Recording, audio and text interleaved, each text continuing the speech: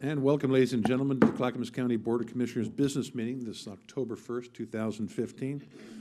Mr. Krupp will now do the roll call. Well, good morning, Commissioners. We are joined this morning with Mr. Stephen Madcore, representing County Council's office. And serving as your clerk of the board this morning is Mr. Kevin Moss from the County Administration. So I'll start with a roll. Commissioner Bernard. Here. Commissioner Smith. Here. Commissioner Savas. Here. Commissioner Schrader. Here. Chair Ludlow. Here. Ladies and gentlemen, please rise with me and join me in the Pledge of Allegiance. I pledge allegiance to the flag of the United States of America and to the republic for which it stands, one nation under God, indivisible, with liberty and justice for all.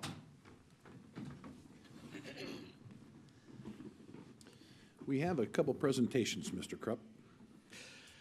Yes, so the first presentation, this is pretty exciting.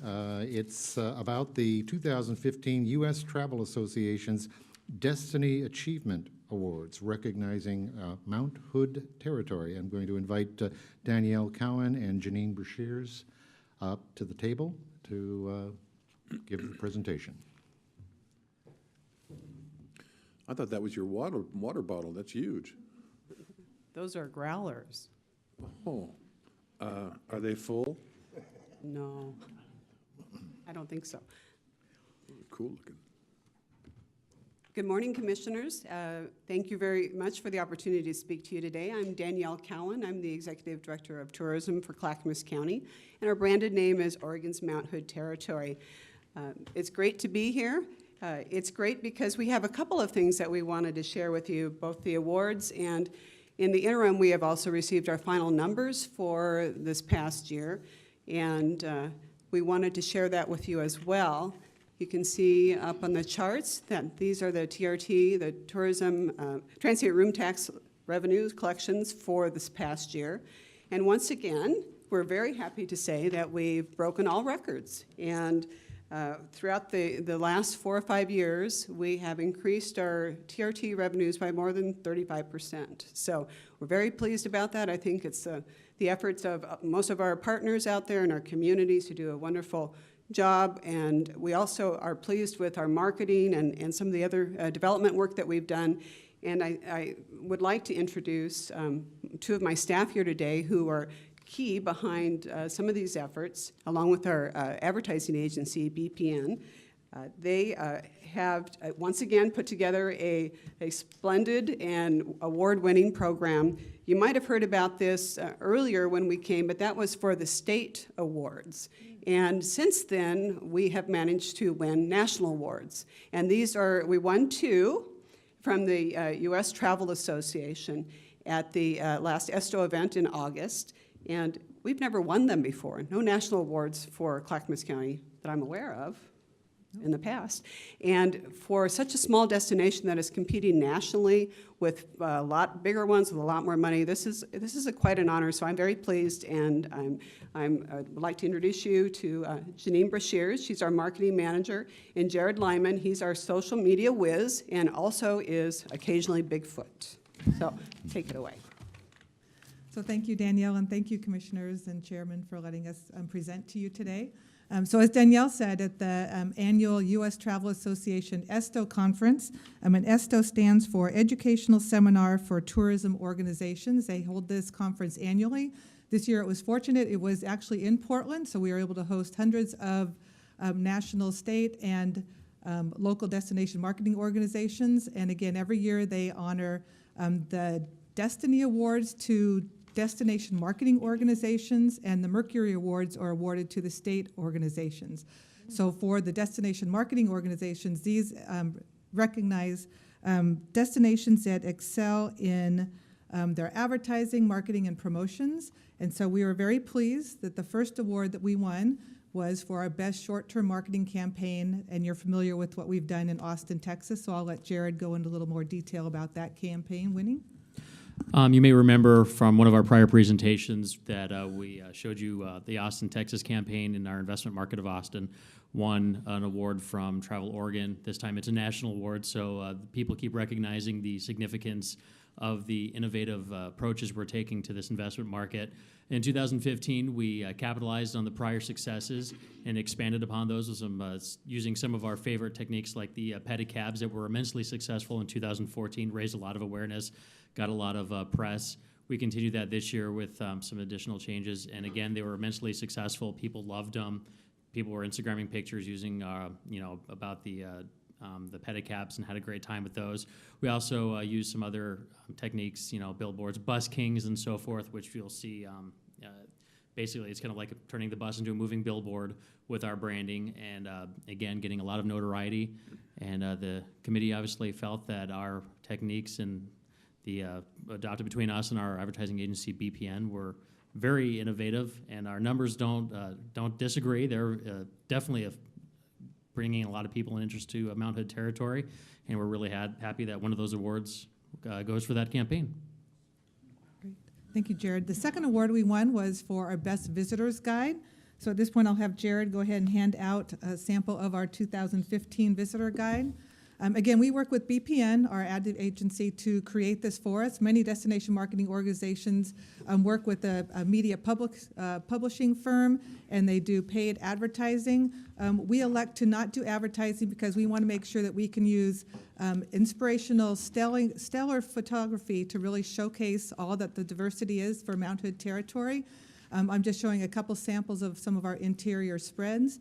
So without the clutter of advertising, we're able to do compelling, inspirational story copy to inspire our visitors, as well as stunning photography. So again, we're really pleased that at a national level, our visitor guide for 2015 was selected as the best visitor guide. So again, we're really pleased for that. So this is just a real quick sample of Danielle and myself and Annie Bailey, our PR communications specialist, actually receiving the award at the awards ceremony, which was held in Portland. And again, apologize for the casualness of it, but Portland was promoting their Keep Portland Weird quirkiness that evening. So this was the way that Portland presented themselves during the awards ceremony. So again, we thank you, and thank you for allowing us to market Oregon's Mount Hood territory on your behalf and on behalf of all the citizens of Clackamas County. And we will continue to go forward and do good work, and hopefully 2016 will bring some stellar award-winning accomplishments as well. And Jared, just for an update, what are our social media followers? What's our number now? Let's see. Facebook, we're at about 135,000. Instagram, we broke 10,000 followers a couple weeks ago. We're now almost to 11,000. We gained over 1,000 the past month. So everything continues to keep growing pretty quickly. People love the territory. Yes, and so thank you. You had mentioned that we've received a lot of notoriety. You do know that that's a lot of attention for something you did bad. Look up the word. So when you say that, I want to correct that. I'll bust out my thesaurus. Not just an extinct dinosaur. We are well known for the absolutely wonderful campaign you have put forward, but that's it's not a bad thing. It's a good thing. Thank you. All right, is that the conclusion? That's it, unless you have questions or Where's no, those little- no, those are not full of any beer. The awards this year are growlers that you can take and get filled at a number of places around the county and around the state. Pubs will fill those up for you, and you can have your own pub beer at home or wherever. What happened to the little covered wagons after they were? They were still there this summer, so. Oh, really? We want to know where the covered wagons are. You know, what happened? The- We made an the investment. pedicabs, We the made an pedicabs. investment in the pedicabs, covered wagons. What happened to those? They're still, they ran for the 2 months, 2.5 months in, excuse me. They ran for the 2.5 months in Austin. When the campaign was over, then they dismantled them. And last year, after the 2014 year to 2015, they had preserved many of those and were able to reinstall them on the pedicabs when we ran the second year. So again, in hopes that if we run this a third year, many of those covered wagon canopies will be reused again a third year if we choose to do that as we develop the campaign for 2016. Okay, Commissioner Bernard. So there's wraps that they do on the pedicab. We don't actually own the pedicab or anything like that. That is No, correct. yes, those are marketing materials that they use in Austin, Texas, and so different companies, different businesses also use them. But as far as I know, no one's ever done the kind of thing that we did with the covered wagon. It was very unique. So my question, actually, probably you can't answer, but you might be able to, and it's more of a Mark thing, that we're doing an audit of the various people who should be paying taxes, and I was wondering where that was at. So we are planning on and expecting to give to the Tourism Development Council a presentation and briefing on the contents of that report in November. The firm that's doing the audit has been busy sort of assembling the data on a business-by-business basis. So we've had a chance to take a look at some of the work product from that, and we're committed to having that product then shared with both you and the TDC before the fall is over. Great, thank you. Good, thank you. Well, thank you very much. It was Thank very you. nice. It was Appreciate great. it. And we're hoping sure we you get a want picture these with you back. guys. You want a picture? Oh, yeah, let's do it. Yeah.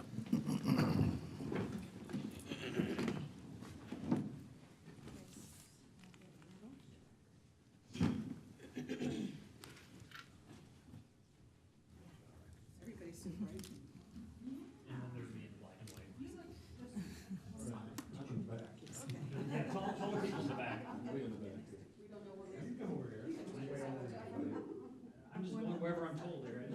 I just work here. Got everybody, okay. Ready? Oh, let me do one more. Looks pretty good there. There we go. Thank you.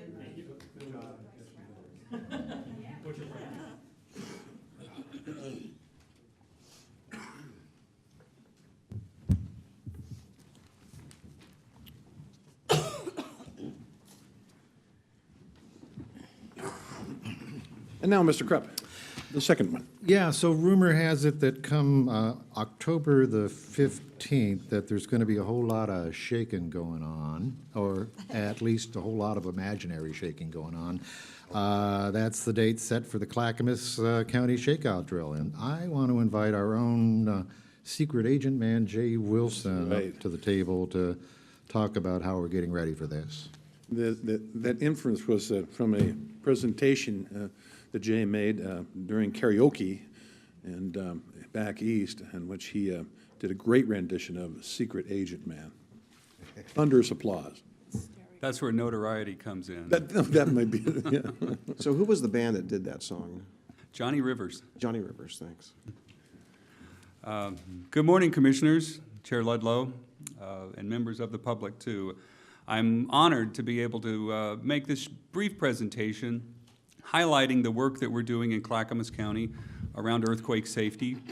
You know, the biggest message is that we're in earthquake country here, although we don't often feel the direct effects of earthquakes. It's important to recognize that in 1993, the spring breakquake, which many people remember, happened just across the South County line and directly affected many people in Clackamas County.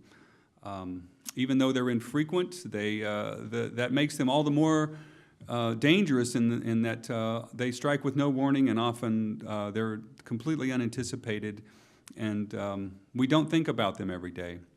And so putting a drill like this on, it's important for people to learn how to take personal protective measures to be safe, no matter where they're at. This particular drill, the shakeout, is something that the county has been participating in for a number of years now in conjunction with a national movement that's been going on. The Great Shakeout is going to occur at 10:15 on October 15th, not only in this county, but throughout Oregon, as well as in the state of Washington, California, a number of other states, and a number of other countries. And so this has turned into an international movement to promote earthquake safety right down to the household and school level. In Oregon, we have state laws that were adopted a number of years ago that require government offices to conduct these drills annually. And so this is our way of also meeting our legislative requirement for doing earthquake safety drills. As was mentioned at the beginning in terms of a whole lot of shaking going on, it's important to recognize that Oregon is also someday will face a magnitude 8 or greater earthquake off the shore of the Cascadia subduction zone fault. And we're capitalizing really on a lot of the other material that's out there, the greater compelling science and news media, and certainly following the type of fear that people had from the New Yorker article that caught a lot of people's attention. We're trying to leverage that concern and fear and translate it into positive action, reinforce people taking control of their situation and not feeling helpless, and that there are things people can do to improve their safety and ensure that they'll get through this, and like county employees too, that they can report to work and provide, you know, the most basic level of service that people expect of government in a disaster is for us to be there for them. And so in closing, I would just urge all, not only county employees at that time or at a time when it's convenient during the day to take protective action and practice the drill, for residents in the county also to take this opportunity to think through what's might be a hazard inside their house or where they work, that since these can happen any time of the day or night, that it may not be the most convenient place where you're at when an earthquake strikes, and to take a little time to reassess that situation. And so in closing, I'd urge folks, if they're interested, tonight on Oregon Public Broadcasting, there's a 1-hour presentation that they're doing called Oregon Unprepared that talks a lot about our larger earthquake threat. And I'm certainly willing and open to answer any questions or speak to the commissioners if they're concerned about something. I downloaded an app, a Red Cross app, and as one of the features in that, it will tell you in your chosen area every earthquake that occurs. And so it's kind of an interesting app, and you will see, and I have seen of late, quite a few in Washington State. They're not that big, you know, but again, it shows you that there's constant activity. It isn't just the ones like the spring break quake when we said, gosh, that was something, you know, it happens very rarely. Earthquakes happen in the Northwest all the time. So it's kind of an interesting app to note, and they'll send you a little alert if you wish. But again, keeping track of where those earthquakes occur is kind of interesting. I think I'll do that. All right. Well, thank you, Jay. Appreciate it. Jay. Thank you very much. You want to do Secret Agent for us or anything? You know? I need that guitar opening to set me off. Yeah. I think Don brought his guitar. Yeah, he's a guitar player. All right, thank you, Jay. Thank you. Appreciate it. And now on to what we usually have first, but these presentations are very important to get our staff back to work. We have a citizens communication, so I'll bring you up in twos. They are Tina Olson and Steve Bates. On deck will be Allison Sosa, and I think it is Dom King.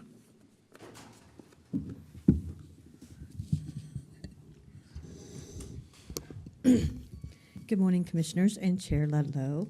Good to see all of you. You haven't seen me for a while, of course, because I've been working hard in the legislature. This year in the legislature, veterans made out really well, to let you know. 3 of my bills got passed, which one of them wasn't a veteran bill. It was actually for an employee here for Clackamas County for breast cancer plate. I'm pretty proud of it. Maureen Thompson, I did it for her. And it was an amazing bill. And it was a bipartisan bill. Everybody voted for it and it went across the floor and it passed. We didn't get a ceremonial for that one, but the other 2 I did. And Commissioner Martha Schrader was there with me, congratulating with everything, with the governor signing. And it was for a women's veterans coordinator, which is House Bill 3479, and also for a veteran LGBT veteran coordinator. And it is to help those that basically got ousted out in the military under the Don't Ask, Don't Tell. And it was attached with a physical. So we have 2 full-time positions now under the Oregon Department of Veterans Affairs for that. And it's a permanent position, which is very awesome for me. But I also wanted to come up here on a county level and thank every single commissioner here for what we've done in the budget. I was there through this whole process and how you guys really put veterans first. And you know how I feel about that, each and every one of you. The veterans, the 250,000, amazing. The positions that we got, the point in time count, which a lot of people don't understand that point of reference, why we need those. And the 2 people that we have are phenomenal. They're going into the forest. They're going into wherever we find these homeless veterans, and they're counting them. And that, to me, is very awarding, even though people don't see the outcome of it. You will in the next year, how many homeless veterans we have in this county. And it's just amazing for me to just see commissioners work across the aisle with all of you guys, how you guys work really hard for veterans. That I send nothing except deepest gratitude for every single one of you. My next thing I want to work on, and Martha knows this passion of veterans courts in this county. Courts? Veterans courts. Just in the last week, I've had 2 veterans call me that went through the system here. And we have a wonderful sheriff here that has worked with me in addressing the PTSD issues. So that is the next thing I want to work on. Not right away, but I'm kind of ecstatic. But also on the other retrospect in the county and the state, we got our full funding for VSOs in the state, which is phenomenal because that will actually put more VSOs on the ground in Clackamas County, Multnomah County, and Washington County, but also put admins in the office. And that money will fall in November. So all I can say is I'm happy. I cannot complain. And I want to thank each and every one of you for your passion and helping me go through the system and really care about veterans. And you guys do. I want you to know that, certainly the whole question of Veterans Court has come up to this body before. And the last time we looked into it, there weren't the numbers to sustain that kind of a court. So I will certainly be glad to look into that and see if the frequency has increased and whether it's justified to have a Veterans Court. Commissioner Bernard? Yeah, and I'd be happy to work with you. I've actually been very interested in that for a long time, and it was the numbers. But, there might be another way. I think that county does a really good job now of tracking those people are brought to the jail, and I think we're doing a lot better job, but there's got to be a better system in the courts. And Judge Herndon, I've talked to him a little bit about that in the past, and we'll check out those numbers and be happy to meet with the judge and see what we can do about that. Well, also I want to give a kudos to Craig Roberts, Sheriff Craig Roberts. He is just, I can't even tell you how much accommodating and passionate he is with veterans. And not only that, with his staff that are deployed. So I can't say enough of how everybody in this county works together as one for veterans. Commissioner Savas. Thank you. Well, Tina, thanks for your seemingly tireless advocacy for veterans. And I just wanted to share with some folks out there that are watching or listening that, we really rely heavily upon our legislature and our federal government for a lot of these programs that we apply for. So they're not Clackamas County property tax dollars per se, but we have used some of that to backfill some of those needs. So thank you for that. You know, I was at our District 8 meeting here a couple of weeks ago. There was another form from the Veterans Affairs for Oregon, the ODVA, and there was a question raised by a commissioner from Washington County as, well, geez, how come Lane County is bringing in, we were sitting next to each other, how come Lane County is bringing in so much money? And I brought up the issue, well, it's about really your ability to bring back, or your ability to bring back dollars is really about being able to meet the need and having the VSOs in place. And that's how I learned, and we got that third VSO. But Lane County has a smaller population. They do? They have a smaller population of veterans, and yet they're bringing back more benefits for those limited, smaller number, only because they have more VSOs. They do. And so that's something that we, because we're a bigger county, we ought to look ahead, perhaps the next cycle, and talk about a fourth veteran service officer. Yes. You know, and as several years ago, I came and testified under a different commission, and I explained that heavily. And I've worked really tirelessly with Commissioner Farr and his wife. He's a veteran himself, Vietnam veteran. He actually did this down there, what he's done. His buddy from Vietnam froze to death on the sidewalk, and he said, I'm going to change this, and he did. But he is phenomenal. His model down there, I really want to go after because it's phenomenal.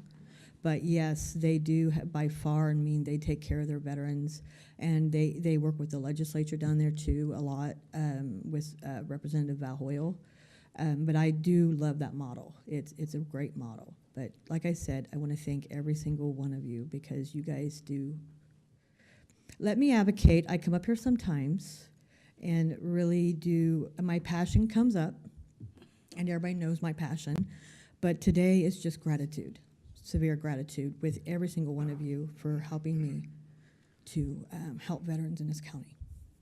Commissioner Schrader. Yeah, thanks, Tina. Thanks for letting me come with you the other day, because that was the invite from you, and that was really a remarkable day. And I saw Cameron Smith, who's our ODVA director, was beaming because he was so happy that they were able to pull those bills to forward and put them together. I think I told you the story, too. I also want to thank Craig Roberts, because I got a call one night from a mother, because you told her to call me, and her son was in jail. He was a veteran. Just got back. Yeah, and so I just got back, got himself into trouble, and I ended up calling the jail to talk to the admitting sergeant, who got right on top of it, and Sheriff Roberts did a follow-up just to make sure that that things were okay. And I think he went into court. I think he's going through the process right now, and he actually works for AMHI, and he's part of the National Guard. But he's working through the system right now, and he's got counseling. I gave him a really good name of a counselor. He realized that he has an issue now through this, and he's working on it. But this was an eye-opening situation for him. But Craig Roberts addressed it, and the gentleman in the jail really helped him, the sheriffs.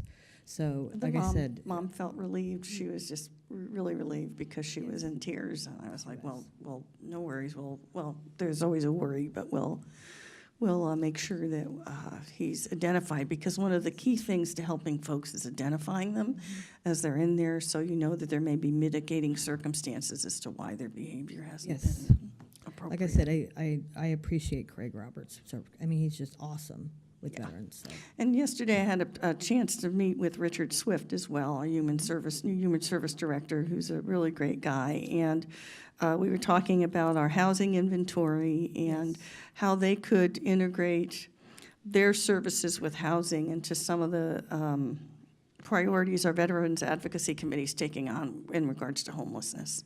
And veterans. So that's a whole other thing that we've been working on, and I know Commissioner Farr and I have been in contact talking about that, about their process. Swift is real. I mean, he gets it. I love him, and you know where I am with that.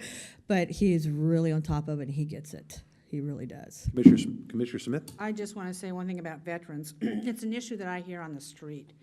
And the perception is, well, we aren't doing enough for our veterans. And I hear that a lot, not meeting Clackamas County. I mean, the government, the big balloon of Right. government. And then I explained to him the problem, the programs that we have here at Clackamas County, and that we do take our very precious general fund dollars, of which Yes. you pay to support our VSOs, and then it kind of puts a light on it for them. Oh, we are doing something. I think the veterans issue is on people's minds more because of the television commercials you see from notable movie stars. Bruce Willis was just on one this morning Yeah. about helping veterans. So there's a lot of more attention being given to it. I just wish, as you do, our federal government would step up to the plate more and maybe put more money into veteran services instead of something else. Well, the other thing is a conduit.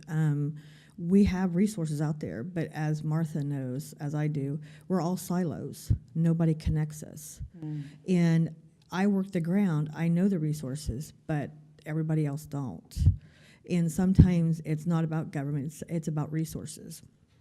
And when I brung the Military Child Education Coalition, that was a perfect example. We put like sectors of people in one room and they learned so much about the communities that there's resources there, but no one's connecting them together.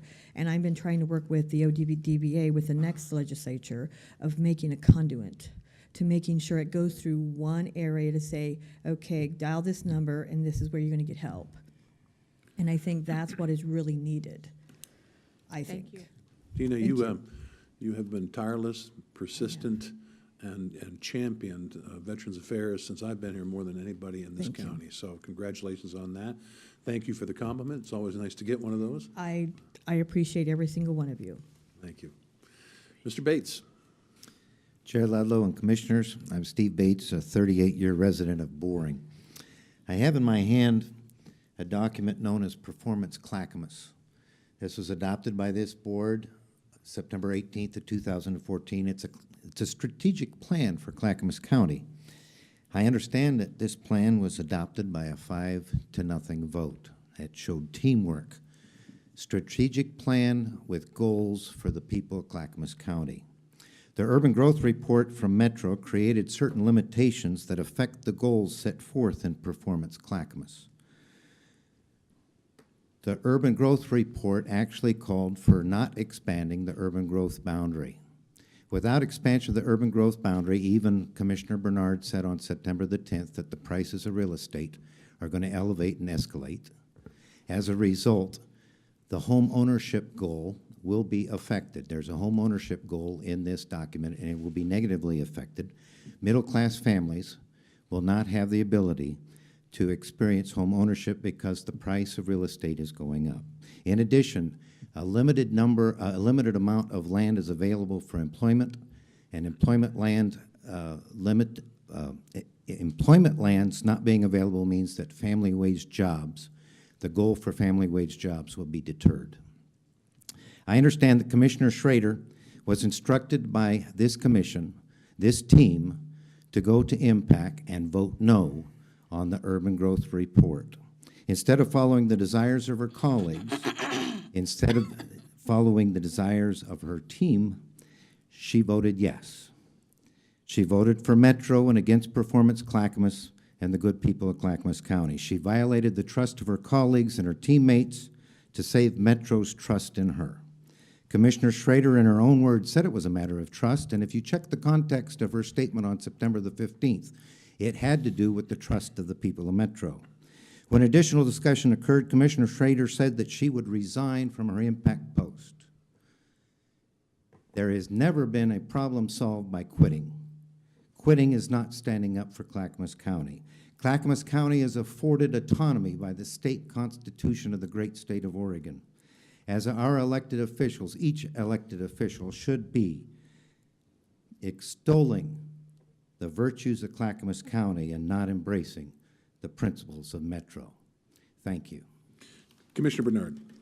Well, I just want to add, we had a really good discussion at a retreat about what do you do when things are changed at the table? It's very challenging. And Commissioner Savas runs into that all the time at JPAC, the ACT, and all those things. It's not always an easy decision. In some sense, I think Martha's proposal really helped the county. Well, it really helped our partners, Washington County, Multnomah County, and frankly, in her opinion, it helped Clackamas County in that we weren't the pariah of the rest of the region. You know, she had to make a decision, and I trust her decision. I may have made a different decision, but, you know, John may have won, Martha may have won, Paul may have, but that's the thing about a diverse board. So, you know, I've been the alternate for MPAC for a while. Commissioner Smith would love to experience Metro, as we all would. And so she's going to be the person at the table, but for other reasons, I'm going to sit there for a month or two or maybe more, depending upon when she's available. And, you know, I think a lot about what those decisions. You know, one of the things I've said in the past is the great thing about being a mayor when no one knows anything is you can make all the decisions. But when you're a county commissioner and everyone knows a lot, and we're still generalists, it's not so easy. And having the opportunity to text everybody and find out how you want to vote on it may not be at the table at the time. So, you know, I think we all have our own approaches, different approaches, and we'll have to figure that out. And I think we've come to an agreement in our retreat how to deal with that. So I think we can move forward in a positive fashion.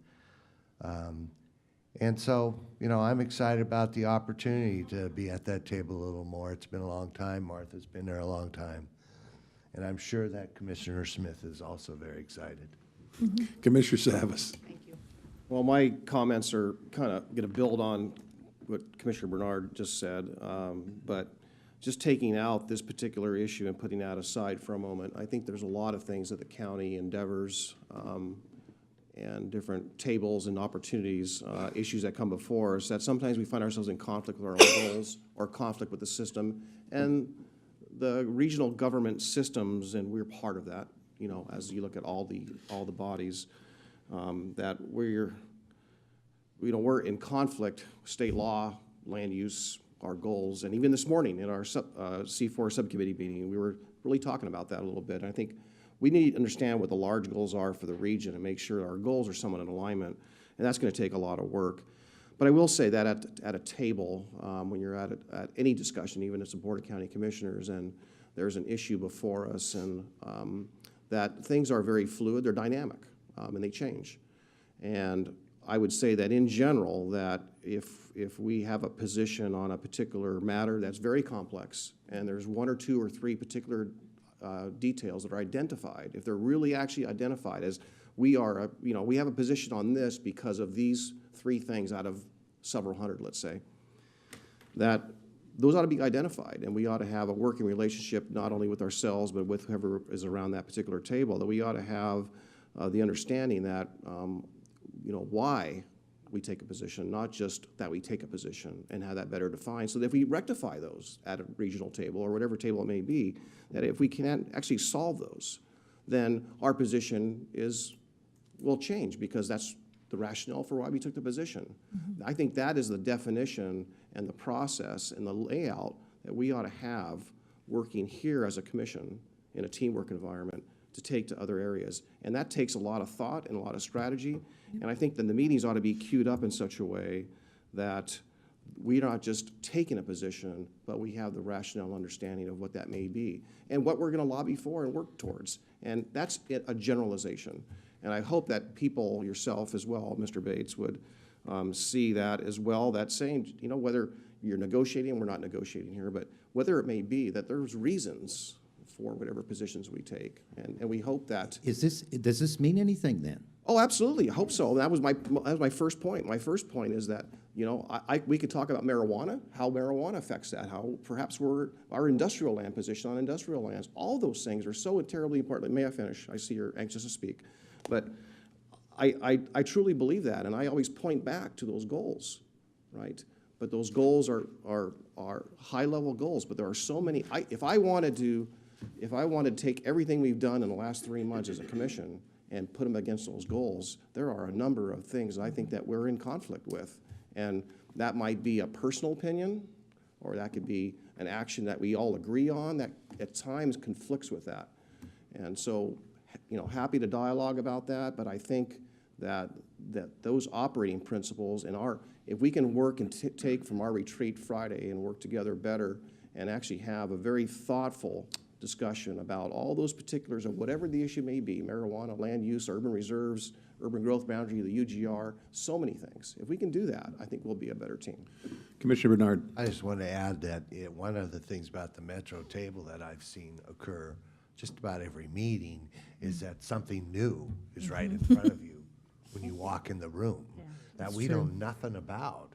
It's very challenging how we're going to communicate that to people. I mean, we see it a lot. I think we're, as a commission, pretty good about that.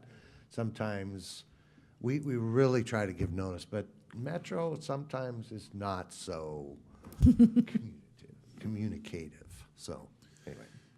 Let's understand that this was not a complicated or high-level decision.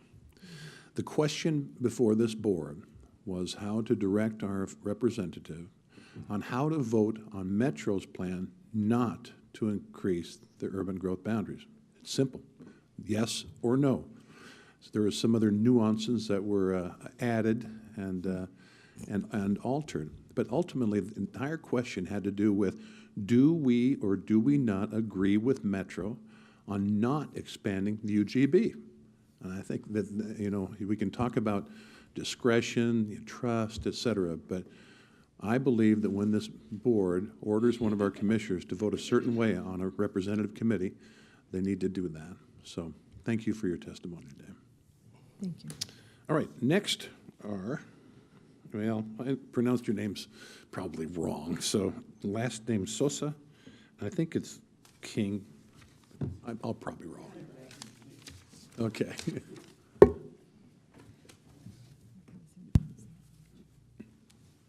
Commissioners, my name is Don King. I'm a citizen of your county. I'm here kind of spontaneous because a disaster occurred and I want to turn it into a teachable moment for you if I can.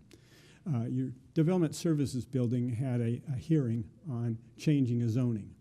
And there was huge participation with lots of people showing up. Look around your chambers today. How many citizens are here for your board meeting?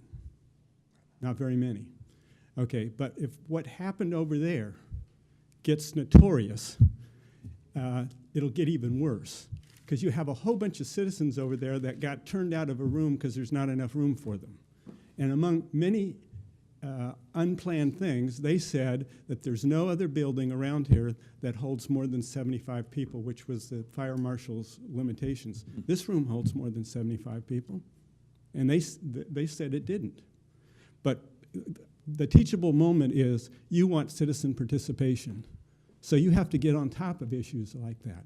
You have to teach your staff to accommodate and make sure that citizens that take time off from work to come in and testify about something that impacts their neighborhoods and their families, that they can do that. But you had people that were kicked out of the meeting. And there was a lot of things said, but one of the things that was said was none of the proponents that are paid to change those zoning laws, they didn't have to get out of the room. So I'm kind of telling you something that you don't know about because you're in a different room doing different things. But I would ask that the commissioners spend in your retreats time on citizen participation, because I have been to meetings like this. I'm retired, so my time is expendable. And sometimes I've made testimony, and I had to remind the people in the room that I was representing all of my neighbors who couldn't be there. And so I'm over here today representing all my neighbors that couldn't be in an important zoning meeting because they couldn't accommodate them. And that's something that you're the bosses of. You can change it. Maybe staff can't change it, but you can. So that's my testimony to you. That's today. good input, Don. You know, I think judging by the amount of letters and contact we've had on this subject, there's probably plenty of room over at Clackamas Community College where they could hold a lot more people than that. There were a lot of alternatives, but they weren't able to deal with it because they didn't anticipate it. And in a private business, would you turn that many customers away? Because all the people that take time to try to testify before your various boards and stuff, and you, I mean, if you want more people here, you have to have throughout your system a more welcoming system than that. And we've actually had meetings in that room because supposedly it holds more than this room, but, so. No, it doesn't. I don't know. That was interesting. Yeah. I appreciate it. Commissioner Savas. Well, I know the exact land use issue that you're speaking to that's being heard, and so I was going to speak to that later on in my comments towards the end of the meeting, but I have a question, and that is that did they give those folks an opportunity, like a rain check, to come back? No. They opened up a second. No, because Yeah, they asked, because some people challenged whether or not it was a legal meeting because people were being turned away. And they said, well, you can bring that up with lawyers later, but we're going to continue. You know, I believe we had past land use issues that were quite a few people attended. One, and I can think back in 2010, 2011, where there were like 600 people and they had to have another meeting, Yeah. and they accommodated that. Yeah. And just for those who are watching and listening, this is the issue with Jennings Lodge and the Yes. Evangelical Retreat Center property. There's over 400 trees on the property. And this is an issue that's been a passion of mine. It's in my community, so Yeah. I care about it. I see the shirt. I noticed the shirt. Save the Giants. And so there's a priceless historical piece of property there that I was hoping we could acquire some of that, but I'll talk about that a little bit later. So thanks for the update. I just didn't know if they gave those folks a rain check or not. That was my question. But so it's a teachable moment. I ask you in your future discussions among yourself to make citizen participation a more important priority. We do. And it's not just that, but you want to make it a priority. And you'll know that you're winning if your citizens are here to listen to you and to talk to you. That's when you'll know it. Yep, I And they're wholeheartedly over agree. there ready to do it, but they can't. Thank you. We'll check into that. Thanks. Thank you. Yes. Chairman. Thank you for allowing me to speak today, Commissioners. I have been an Oregonian by residence and by heart for almost 30 years. My name is Allison Sosa, by the way. I have attended schools in Milwaukee and Clackamas, or Gladstone. I myself am an Air Force veteran, a wife of a veteran with PTSD, a mother of 2 small children, a woman, a human, and most importantly, a scientist. However, in the past few months since I have returned to Oregon from overseas, I have borne witness to the onslaught, all-out fight to save our grandparents' century-old trees. I was a member of the Eastmoreland Tree Action. I took my 5-year-old there because I thought it was a teaching moment for him to understand visually what we were doing to our community. And just yesterday, I was first on site to the slaughter of 3 redwoods off of Lombard in Vancouver. The developer there actually asked that the tree be girdled to be killed before we could even have the discussion. He ended the discussion before we could even get into the middle of it. He called 3 police squad cars to threaten and intimidate us. He said we were throwing rocks when all we were doing was videoing and documenting what they were doing to us.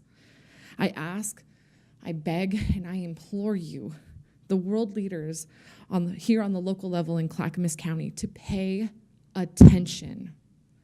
Listen to your constituents. Tree code statewide, nationwide, is in dire need of reform. If Oregon wants to continue to receive accolades and awards for its scenic beauty, then we cannot allow development to run rampant. Developers and real estate contributors may donate large sums of money for people's campaigns, but those that choose money over the people won't have a job to go to. We will rise up, speak up, and expose the injustices placed upon us. So choose wisely on our behalf. Not just for you, but for your children, your grandchildren, for all of us. Chief Seattle said that we need to think 7 generations ahead. That's 200 years from the decisions that we make now. I came here today to put a face to the voice all over Portland and Oregon, to the voices who are getting louder and uniting stronger against the desecration of our natural resources. We're known for our trees. It's on our license plates. We've got fish, we've got everything on our license plates. That's the thing that people identify us with, is these trees. I'm begging you to please be part of the solution, not part of the problem. And I ultimately ask you, which side are you on? Thank you for your time, commissioners. Commissioner Bernard. I just want to tell you that I'm going to guess 4 or 5 years ago, we tried to pass a tree ordinance in that area to save trees in that community, and it was a terrible, terrible battle. Frankly, I think it was the beginning of the downfall of some commissioners that sat at the table. And even though I've credited with voting no, no one remembers my comment at the end, which is that this is a useless, powerless tree ordinance. What started out to be a community to demand to save trees turned out to be a community riot to destroy the thought that we could damage personal property rights when that wasn't, we were trying to do what the community wanted. And I don't see that coming back in the near future. I think that some communities, Wilsonville, Lake Oswego, have really done a good job of doing, preserving trees. Even so, sometimes I think they go overboard. My father would tell you that if he were alive. But, it is a tough issue, and one that my biggest moment was flying in a plane, and a little girl behind me when we came to Oregon said, "Wow, Mommy, look at all those green trees." That's what my son and daughter both said. They're 5 and 2. They'll be 6 and 3 next week. Yeah. And we've lived overseas, and they've never seen trees like this. And my son was just floored when I took him to see those Eastmoreland trees. Those were the biggest things he've ever seen in his life, other than buildings. Yeah. And Let the commissioner finish. I'm sorry. I'm actually done. I just, I just don't really think that this is something that this commission would support, and I think we all care about this area and preserving as much as we can. I imagine Commissioner Savas is going to suggest that we buy some lots. The problem is, unlike Portland, we don't have the kind of funds they do. I mean, just yesterday in veterans housing and stuff, and the $30 million, we couldn't possibly afford that. But if you live in Portland, you'll find that they tax you a lot more than Clackamas County. But it is a concern to us all. We'd love to save those trees. If there was a way, we probably would. But we also put out to, I guess I said I was done, didn't I? We also put out to the vote of the people to expand the funding for the Parks District, which would have given us money to buy portions of that, if not all of it, and that was voted down. Commissioner Savas. Well, I wasn't going to speak directly to what our options were, but now that it's been on the table, I'll just say that I did recently check with Gary Barth at the Parks District, so there is some money, SDC money, that was collected in that area to acquire some of the lots to save some of the best trees in that area. So that is an option that we do have if we choose to do or negotiate in the future.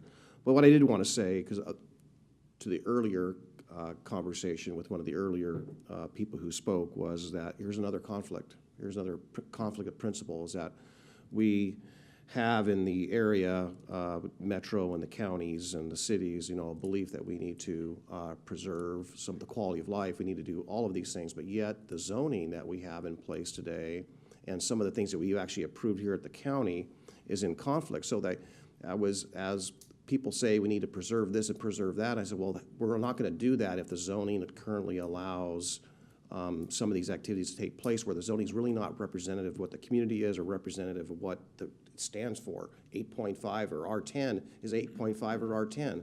But because of this need to want to densify, what Oregon is known for is its beauty. It's known for the trees and the rivers and the streams and all that stuff. We need to preserve that as best as we can while we're acknowledging property rights and all that other stuff. But it's the zoning where we have the opportunity to save. And we had an opportunity a year ago to maybe get in front of this a little bit, and somewhat we still do. But I will go away with the fact that as long as we keep on densifying, we're not going to preserve Oregon. We're going to create a metropolis. We are conflicted, and right now the 2040 plan is designing a high-density metropolis. And And I'll talk about it a little bit later into detail about what's happening in Portland and other areas where, you know, houses and neighborhoods and trees are being torn down, and they're being replaced by large buildings that are 5 or 6 stories high, where the view is lost, all the opportunity is lost, the affordability is being lost, another conflict. So we claim to be all for affordable housing, making things affordable, when frankly, we're making them so unaffordable. So I'll discuss that later. Thank you. Commissioner Schrader. Yeah, I just want to say I had an opportunity to walk that property, I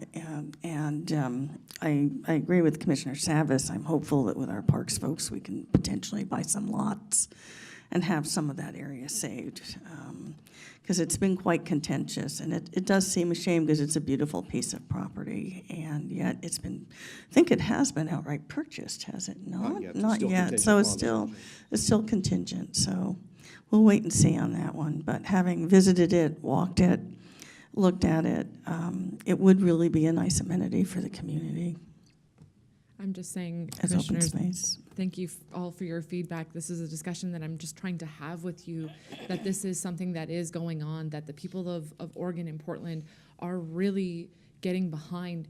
I'm not saying, you know, not to expand. What I'm saying is these century-old trees, these 100-year-old trees, the carbon that we are absorbing in them is going to make us all better. That's the point of these trees. It's to make us healthier, and cutting them down makes us sicker. And some of them are in not the best neighborhoods, but that doesn't mean that they should be denied, you know, better health or anything like that because of the fact that somebody wants to come and tear them down. I'm just saying, when you come across your panels of discussions and things that are brought to your attention, please be a part of the discussion. Just hear us out and try to, and try to just listen and understand that we're saying, please just help us when you can. Okay. I'm sorry I went over. Yeah, thank you. Thanks. All right. On with business, we have the consent agenda. I'll ask the clerk to read the consent agenda by title. All right. Good morning, Commissioners. On the consent agenda, under Health, Housing, and Human Services, we have approval of an intergovernmental agreement with the State of Oregon acting by and through its Oregon Health Authority for Adult Mental Health Initiative, approval of an agency services agreement with Lifeworks Northwest for Assertive Community Treatment Programs, approval of a revenue agreement with the Oregon Department of Education Youth Development Division for PreventNet Community Schools, approval for a revenue agreement with Care Oregon for dental health expansion, approval of amendment number 1 for the agreement with Comp Health Local Tenens for local Tenens staffing. Under elected officials, approval of previous business meeting minutes.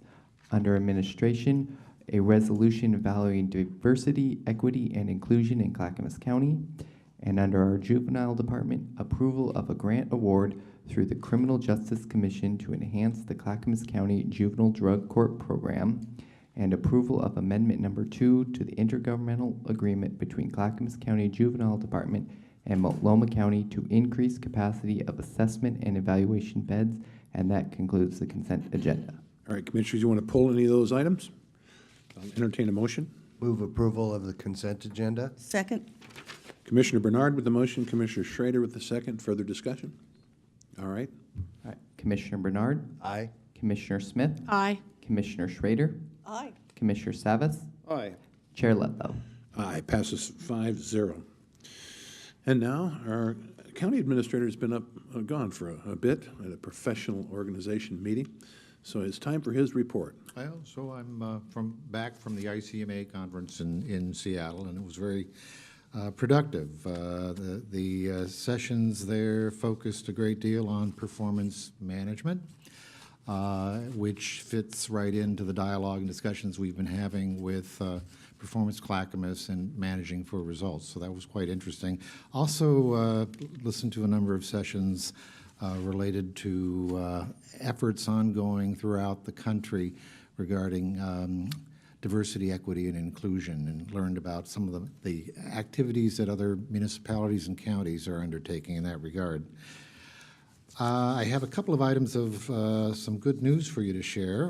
One is, as you know, from a business meeting presentation that occurred 2 weeks ago, Clackamas County produced what was a very successful pilot citizen academy. And it was a training course that was intended to provide opportunities for interested citizens to learn about county government and the many things that we do. I wanted to share with you some sentiments we received in a letter from a recent graduate. This is from Pamela Ashland of Rhododendron, and she wrote to the board and myself, "Your employees exemplify the spirit as outlined in your core values. I want to especially acknowledge Deputy Administrator Laurel Buttman and Tracy Moreland from our Public and Governmental Affairs Department, who each month created an agenda that was both informative and interesting. Thank you for encouraging citizens to participate in this project." So I just wanted to thank Pamela for sharing that with us, and also wanted to thank the county staff for their involvement in it. And we're looking forward to being able to repeat similar programs in the future. The other thing I wanted to make mention of was the outstanding success of a recent event that the county co-sponsored. This is one actually I think Chair Ludlow happened to partake in. This is the Down the River Cleanup, which took place on Sunday, September the 13th. This is an annual event that sees some hundreds of our residents generously volunteer their time to remove trash from the Clackamas River. This time around, we had more than 250 people help to remove some 1.9 tons of trash from the river from Estacada to Oregon City. And so thanks to all those who came out, and special thanks to the two nonprofits who helped to organize the event. That's We Love Clean Rivers and the Clackamas River Basin Council. I did want to make mention that our Director of Transportation and Development, Barb Cartmill, had come over. I sent her an email following the comments a little earlier from the citizen comments regarding the Jennings Lodge hearing, and she's here to answer any questions if the commissioners may have with respect to that, and the concerns about the ability to be able to attend what appears to be a fairly large crowd attending the hearing. First, Commissioner Bernard. So I had a question, Don. In the past, how many tons were removed from the river on an annual basis? I can't tell you what the past performance has Last been. year when I did it, I thought it was more tons, but they tried something different this time. They tried putting their people, amalgamating them in different parks. So they went as far as McIver, then they went to Barton, Carver, and Riverside. So we didn't see that many people when I gathered at my station, which was Barton. But later on at the barbecue, there's a lot more people showing up. But I'm not sure, but Jim, but I thought it was more tons. But that may be an example that people are paying attention. Don't throw your garbage in our river. So, Well, that, besides the effort to reduce alcohol in the river, certainly has had a huge impact. And I'd just be interested in what the past history might have been. Thank you. now, Barbara, my question, first of all, is people are turned away. I know you don't like that either. But we received, this board received, and I'm sure your staff received a lot of input, and probably a good idea there's going to be a ton of people showing up. So is there going to be an opportunity for these people to be heard yet again before the hearings officer? That's my first question. And then my second question is, you know, can we not go to Clackamas Community College and ask them to have a hearing in one of their very large auditoriums? Yes, thank you, Commissioners. Good morning. I'm trying to think of what order to respond to this stuff. First, I want to praise and give credit to those citizens from the Jennings Lodge area that showed up this morning. 99.9% of those people were very patient and understanding and respectful and orderly. They were just wonderful people. Emotions are running high. You know, trees are involved in this. We've been before you, I think, on that. So right out of the hopper, I want to thank them for their patience and understanding. With that said, I was listening carefully to your question. No one was turned away. No one was turned away. I was down there myself for the whole thing, from the greeting, as the room started to fill up, and we were concerned about the fire implications. You know, we can't shut doors. We thought about leaving the doors open. Credit again to TS, Bates, Russell, came right over. We don't have video to rooms 119 and 118. We were actually there this morning, so I know you know where those are. Those rooms were opened up. We walked everybody over there. We got audio to those rooms. We made copies of the applicant's PowerPoint and got those down. Like I say, it wasn't an ideal situation. Then going back to the planning of this, we've had one meeting on this to begin with, and less than a third of the amount of people of this showed up. So we thought, well, if double the people showed up, there'd be plenty of room in the hearings room, which, you know, best laid plans, no, 3 times as many people showed up, so it did go into the overflow mode.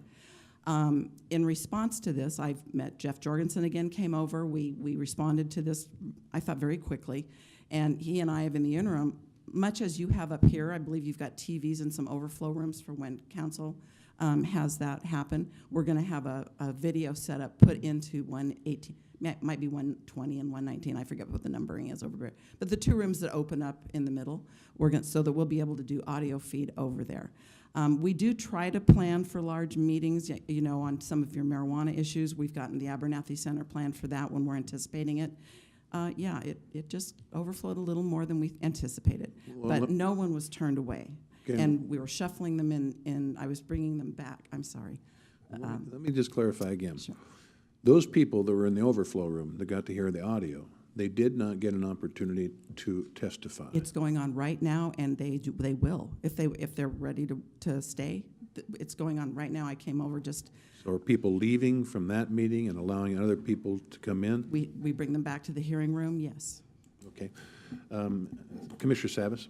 I think my question's been answered. So if there's 75 people in a room and 137 show up and 137 want to testify, all 137 will be heard? That's correct.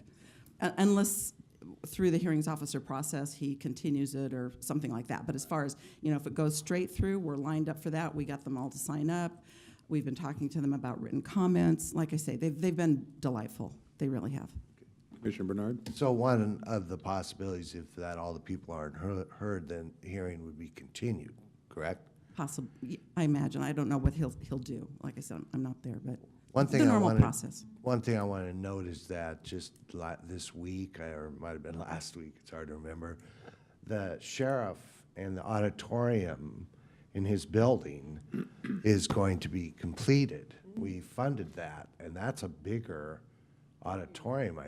It's probably at least this size. I'm not sure. Depends on how they configure it. But that might be another opportunity in the future. The parking is challenging, but I just wanted to say that might be a possibility. Well, it's reflecting back to that Redland Road development or project that was going to be out there. We had 600 people. I think we actually scheduled that at the Oregon City High School in their auditorium because that was a larger one. And I went to both meetings and they were well attended. Well attended. All right, thank you, Barbara. Appreciate you being here. Thank you for hearing me. Are you done with your update, Mr. Krupp? Certainly am, thank you. All right, now it's time for Commissioners' communication. Commissioner Savas. Well, this is kind of what I wanted to talk about a little bit, and that was, you know, this issue about the Jennings Lodge thing. It's, you know, and trees are a big factor, but it's not just the trees. It's about the community, and, you know, trees are a part of that. The transportation, I mean, I was kind of struck by some of the neighborhoods that live around the Park Avenue Station area that chose to stick it out, those that didn't stick it out, and those that are choosing to put their houses up for sale, because it really, they lost a lot of trees in that area in their neighborhood on both sides of the highway, Oatfield Road and others, and it really changed the entire look of the area. And it's unfortunate that sometimes development really changes the character of the neighborhood, and I think that's what's really important. But going back to this whole thing back in 2009 when the Board of County Commissioners at the time said, you know what, we don't want this type of thing to happen, so we're going to form this MAP committee, McLaughlin Area Plan Committee, and we're going to do what what they recommend and or implement and see and work together. And the outcome of that was some guiding principles and some direction that would have responsibly met all those guidelines and allowed development where development would occur, but did it in such a way that it protected the zoning and preserved the quality of the neighborhood, the character of the neighborhoods. And we're watching right now this development play out in the city of Portland right now, because as a result of the earlier discussion with the UGR and the UGB, and we're going to densify, we're going to grow this all up, you know, you're hearing the outcome. The outcomes are people are complaining about a variety of things. They're complaining about, you know, trees is one of them. That's one factor. The one group right now is contesting the fact that a 6 or 7 story building is disrupting the view shed. You know, it's changing the neighborhood substantially. That's another factor. What does it do there? The other one is really affordability. And as I've been looking more into affordable housing and realizing that's a crisis, as you know, we're now being called maybe the future San Francisco, the area will be the future San Francisco. That's not an affordable place, by the way. And preserving our quality of life is really, our affordability of that is a big factor in that. And it's very interesting that on the affordable housing issue is that when some of these developments are built under the guidelines of affordable housing, and the day they cut the ribbon, often what's taking place is that prior to the ribbon cutting, you had an area that had a certain affordability. They cut the ribbon that day, and the people that are housed in that affordable using site have got a certain amount of rent, right, which was less affordable often than what was there before. And within a few years, the gentrification that happens around there, all the other development, you know, and the expense of that, whether that's transit, whether that's other buildings that go there, the property values rise and rise and rise. And pretty soon, the original residents of the original community that was there can't afford to live there anymore. So it becomes really an unaffordable community. And I think that we have to have the foresight and strategically plan and think about how we preserve what we think we need to preserve and identify areas where that goes. And I think the McLaughlin area plan identified, again, through guiding principles, the recommendations of some zoning changes that would have prevented this, as opposed to a tree ordinance, which I have my issues with.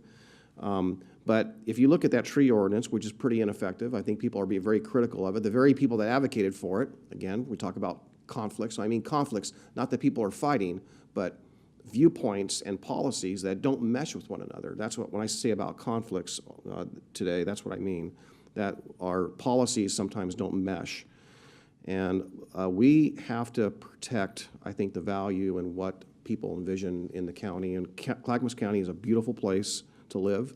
A lot of us live here for what it is, and that's quite a bit different than what Portland is in Metro Multnomah County is shaping up to be.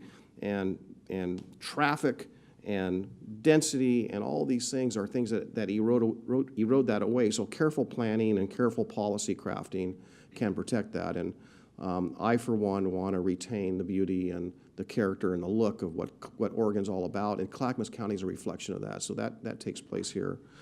So today, if you didn't already realize that there's a hearing taking place, I know there's a lot of people out there testifying, and it's not just, people know it's not just about trees, it's about community, and trees and traffic and the look of the area is all about community. And I think it's what we work harder, protect, and be more active with.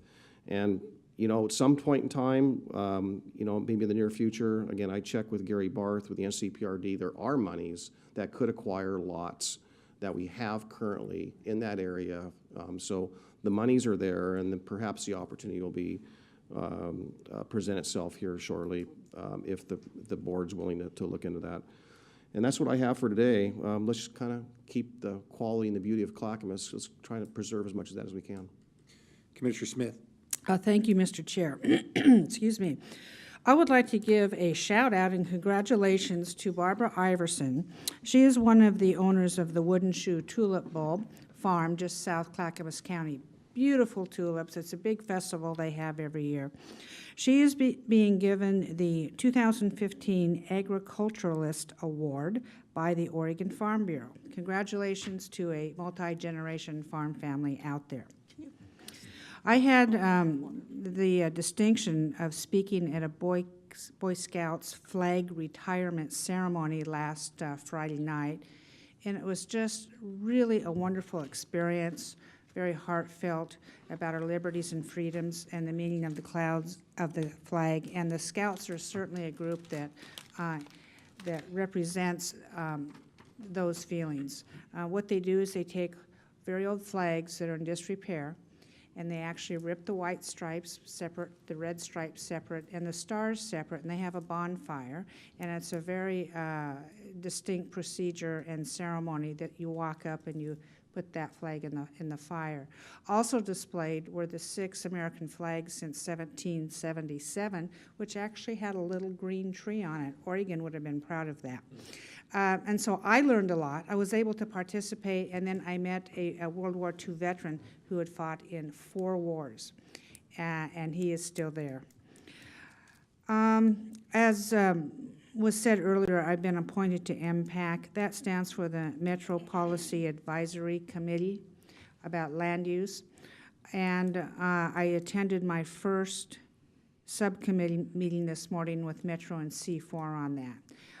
It's a situation where any representative from this Board of Commissioners goes to and represents our view. We are really put in a no-win situation. And I'm hesitant to take on this role because it is a no-win situation when you have a large regional body such as Metro developing the rules, and you follow them, and if you oppose them, you're sidelined. So I attended that meeting this morning looking around the room knowing probably at least half the people in that room do not like me and do not like what I represent. But I tend to and represent the best interests of Clackamas County as we move forward in land use. And alluding to Commissioner Bernard said, he is the alternate. I am willing to step up to the plate. A couple weeks ago, my mother had a serious fall. She's 81 years old. She broke her hip and her arm. And I have been very busy engaged in that entire huge situation as it amounts to. With insurances and finances, and my dad says, you need to take this over, I don't understand it. And I says, which is fine. But I've been at part-time at the county for this week and maybe a little bit more. So I'm taking it on. Jim was very gracious to say he would fill in when I needed to. But we had a meeting yesterday, and she's mending, she's moving forward, and she certainly has the will to get the heck out of that place. And so I was very happy about that. And that's all I have. Thank you. Thank you. Commissioner Bernard. Oh, you have a dog? I have a dog. Judy, finish the dog. Finish the dog. This is Roxy. She is a sweet, pretty lady with good manners. She knows basic commands, and it takes treats gently. She really likes snacks. She also loves affection and will practically wag her tail off to show how happy she is. She is looking forward to seeing you soon so she can show you how much love she has to give. For more information about Roxy and other adoptable dogs, please contact Clackamas County Dog Services, 503-655-8628, or clackamas.us/dogs. I really thought you said she really loves Max. I thought you were referring to the orange line. Snacks. Oh, snacks. So I also have a pet, and I don't know if we have a slide on this. This is actually a dog found near my home out in Canby on New Arrow Road. It's a Kelpie. It's not quite ready for adoption yet. Right now, it's a found pet, and if no one responds, then they will probably put it up for adoption. And again, dog services can be reached at 503-722-6519. And you can kind of see the picture. Yeah. Seemed like a really, really nice dog. It's 2 years old, a neutered male, and it's a Kelpie, and weighs between 30 to 60 pounds when well fed, but it appears to have been out for quite some time, running, hopefully not from those cougars in my neighborhood. But anyway, it seemed like a really nice dog. Some kids found it, and my wife was walking by and ended up, we brought it home for the night. We already have 2 dogs. I wasn't anxious about a third. But, I mean, one of the things I noticed that the little girl put her face right up to the dog, and that's not something I would do on a dog I didn't know. And that dog did not respond negatively. So watch the website and watch and see if that dog's available. One thing about the trees and Jeannine's, We don't, you know, it was interesting how much they got per lot in Portland. Oh my goodness.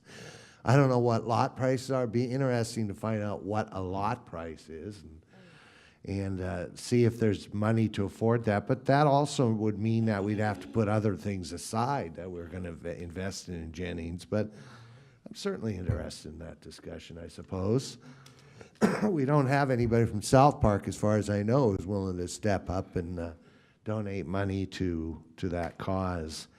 Barbara Iverson is also a member of our Tourism Commission, in case you didn't know. That's right, I'd forgotten. Thank you, Jim. Yes, and Danielle says she's one of the, you know, she's a key member and a great spokesman for agriculture in Clackamas County.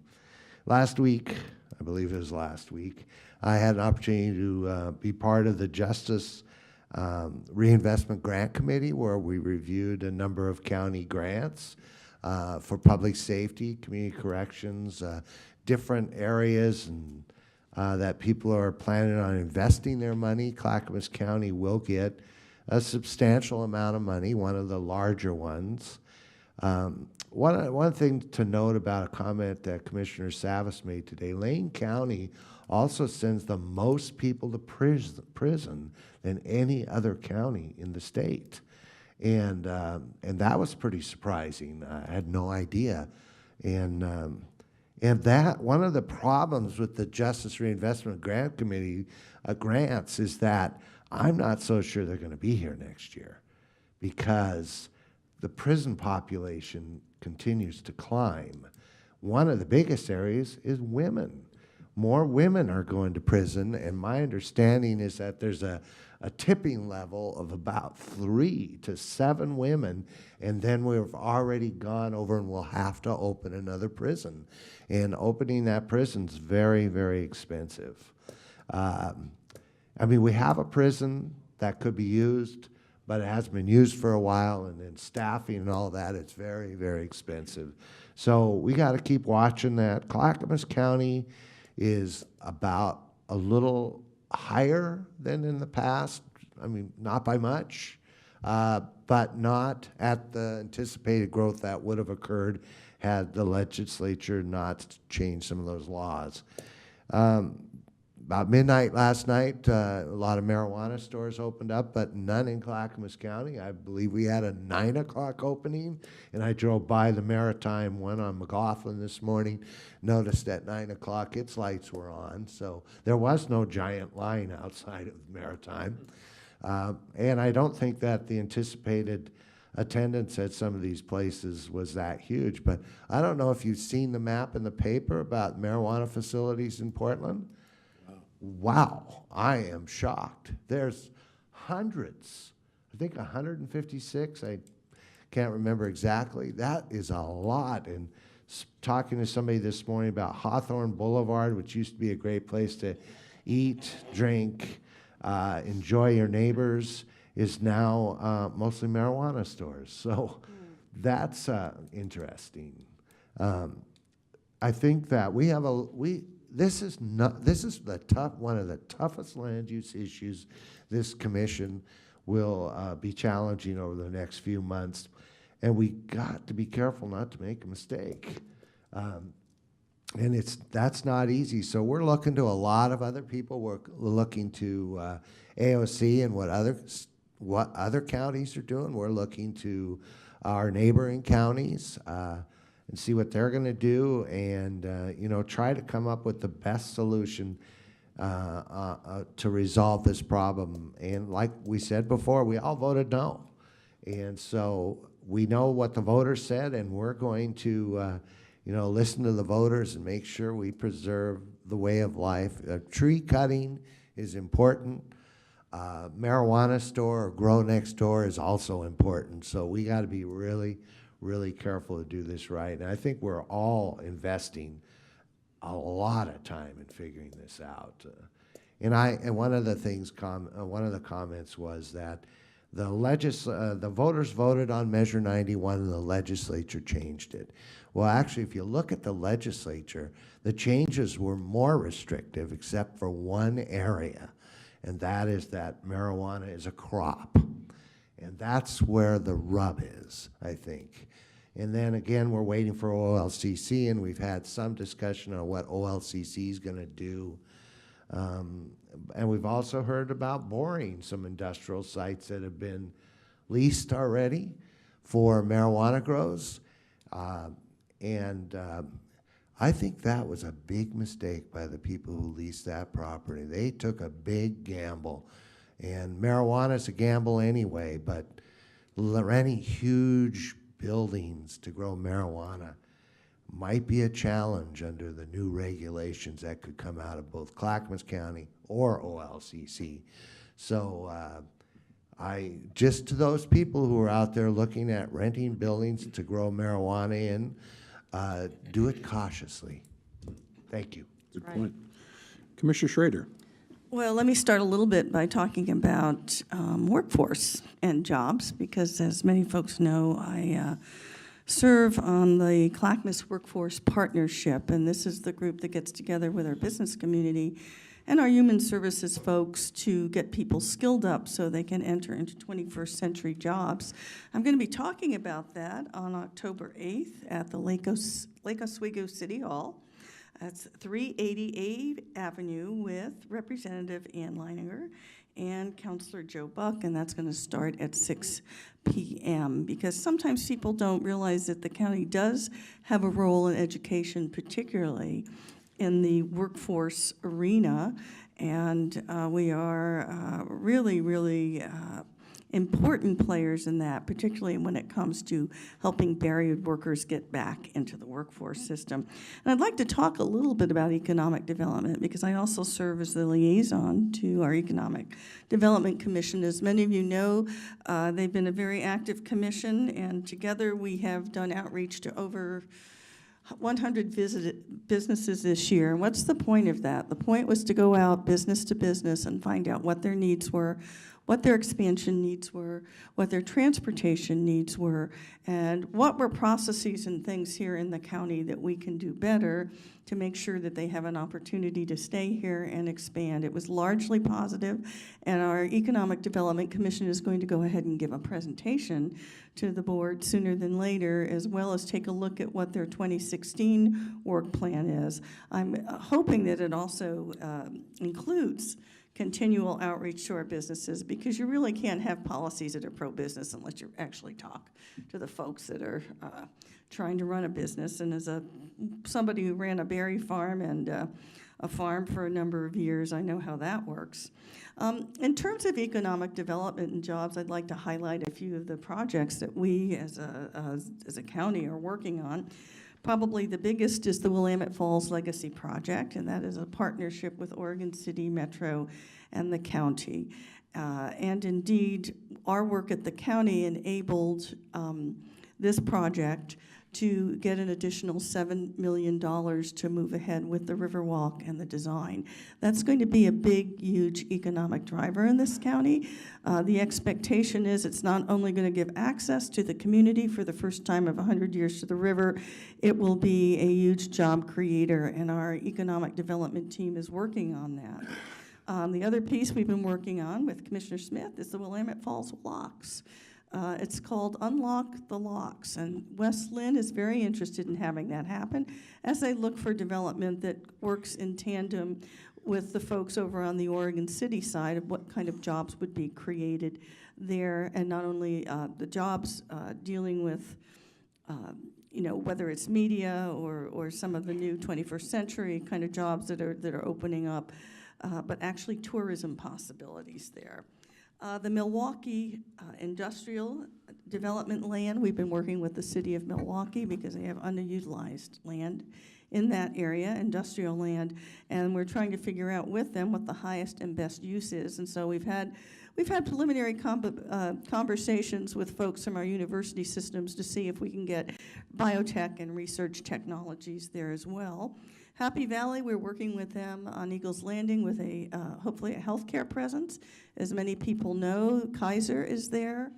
and we have a very strong presence of the Providence Health System in this county. We're hopeful that the redevelopment there will actually have another healthcare component that will add high-paying jobs for our citizens here in this county. Finally, in Wilsonville, they not only are the location of the new Oregon Tech campus, which has actually now is #1 as the most highly respected technology colleges in the country. Everybody that graduates there graduates with a job, actually. So they actually house that workforce engine in Wilsonville. But they're also looking at their Coffee Creek and Basalt Creek areas for continued development. As many of you know, Wilsonville is the site of a lot of our trade sector companies, Xerox, Coca-Cola, and so on and so forth. It's a large distribution center with folks like Cisco. They remain a very important job-producing partner in the region. And interestingly enough, I do have to say this, that evidently we got an email from our economic development folks. And basically, it was an announcement from County Business and Economic Development. We were partners, and we received 2 community planning and development grants from Metro. And one of the grants was $250,000 for the Willamette Falls Legacy Project and $550,000 to the Milwaukee project that we're working on. And I was very pleased, Chair Ludlow, to see your reaction to that, which was way cool, great job, staff. So I'm assuming, even though it's the Darth Vader Metro, that we won't be giving that money back for our economic development opportunities here in Clackamas County. I'm actually glad that Commissioner Smith is taking over MPAC for me, because I think that land use, I've been doing it for a while. I really want to move on to other things. In particular, I had a very good conversation with Richard Swift. I mentioned this earlier, and I'm very, very interested in the housing work that we're doing, assessing what we have here and how we can get people housed, because if you can get people housed, then they can keep that job after that workforce training, and they can be an asset to the businesses in our community and work towards prosperity. So that's the news from Lake Wobegon. Thank you. Indeed. Well, I was able to meet with a new company in Molalla. Commissioner Smith and I were, called Pacific Fiber, and they handle bark. Really, that's their job. But they thrive in the state of Washington, and they found that they could put together enough business here in Oregon to be here. So it was really great to see them. Commissioner Bernard and I were also able this week to meet with a grand jury, which convenes for 30 days at a time. And think about that, taking 30 days off of work. There was a variety of individuals in there, including retired people and students, nurses.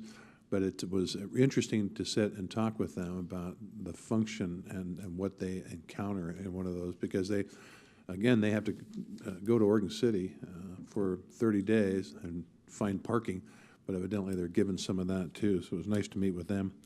Had a meeting with Clackamas River water providers, Lee Moore, and he and Ernie Hayes of our staff will be presenting to the county commissioners here soon how water is doing in Clackamas County and their expectations in that regard. I had a community outreach event in Wilsonville this last week with Representative John Davis and Councilor Scott Starr of the Wilsonville City Council. It was a great one. Very well attended, I thought, but probably not advertised as much as I could have got it out there. So we'll continue to do that kind of outreach, not dissimilar to what Martha is doing as well. Had a meeting of C4 this morning, and we'll have another one this evening. Next week, I'll be meeting with the people of CBX, it's Clackamas County Broadband, but they are responsible for administering the dark fiber, as it's known, that rings our county. So it was a great investment. It was a great score to get that grant, and now more and more Clackamas County residents and businesses are really benefiting from that. I'll have a Fair Board meeting next week, and this next week also is the Regional Disaster Preparedness Organization. This is representatives from all over the Portland metropolitan region who come together and talk about what if the big one comes. What if we have floods? And there's a lot of work that they have to do to coordinate. Just probably the biggest one is debris removal. And the feds, FEMA, will reimburse almost 100% of the cost to remove debris from roads. However, comes with that the demand. It happens very quickly because, of course, if our roads don't work, we're not going to go out and repair anything. So that's kind of a synopsis of what's happened this week in that. And Martha's pointing something out to me. It's the second meeting in a row. All right. Oh, yeah. Why don't you do this? Here, go ahead. Okay, I think we're going to have to switch this. And I'm sorry I have a cough drop, but basically, I've asked the arts folks to give me things that are happening in the community, so folks would know about it. And the first thing was the Mount Hood Salmon, Mushroom, and Bigfoot Festival. And that's family fun with Native American stories, music, salmon, bacon, more, and free parking and no admission. That's Saturday, October 3rd from 10 to 7 at Mount Hood Village off Highway 26. And this Friday, there are First Fridays all over the place: Estacada, Lake Oswego, Milwaukee, Oregon City, to see artwork and explore street vendors and stores. That's Friday evenings, October 2nd from 5 to 7, and these are open to all, and it's free. And thank you, Chair, because you could have done that. But No, it's fine. for letting me do it. Thank you. Appreciate it. Now, Kevin, right back to the one I was going to speak of here. And that is our last town hall for this calendar year. The topic will be honor, utilize, promote, and invest in our natural resources. It'll be held in Welch's, the resort at the mountain. And it'll be Wednesday, October 28th, 2015, and that'll start at 6 p.m., last for an hour and a half. May I mention that many times at these, there are people that come forward and bring topics that are not listed, but that's okay too. We are there to listen to people, and so we encourage that as well. You know, the last comment I have is on, again, my trade, my profession actually, has been as a real estate broker. And, I have seen prices go up incredibly in the last 38 years. I used to sell lots on the Willamette River for $15,000. Those days are long gone, and it has to do with the law of supply and demand. When there isn't enough land, it will go up in price. That which is there will go up in price. It's not dissimilar to when the Cabbage Patch babies were out and there wasn't enough of them to go around, the price went up. We had a meat scare back in the 70s where beef prices were going outrageous. We mustn't forget the gasoline shortages, and the prices go up, and they go hand in hand. So until Metro decides that we are allowed to grow, and that means grow into single-family homes, and which conflicts with what they say. They say in 20 years, 2/3 of the housing will be multifamily in this region, and I think that's just patently wrong. Where home ownership has increased, prosperity follows. And so if you look back on the very extensive survey done by the home builders, by DHM, a very respected firm, they said if the price and location were right, 80% of the people would rather have a single-family home. Now, they're gentrifying parts of Portland to such an extent, as Commissioner Savas said, they're driving the poor away. Some of the prices they're now charging, the Oregonians featured this in the last couple of weeks, about the prices that people have to pay for rental and how it's driving people out of Portland. As they build more and more new, the prices continue to go up. And it is a law of supply and demand, because if a landlord can get that price and more, they will do that. But if they're in competition with others, they will lower that price. So I'm looking forward to continued discussions with Metro on the future of Clackamas County in regards to density and the lack thereof. Ladies and gentlemen, thank you for attending and or watching or listening today. There being no further business before this commission, this meeting is adjourned.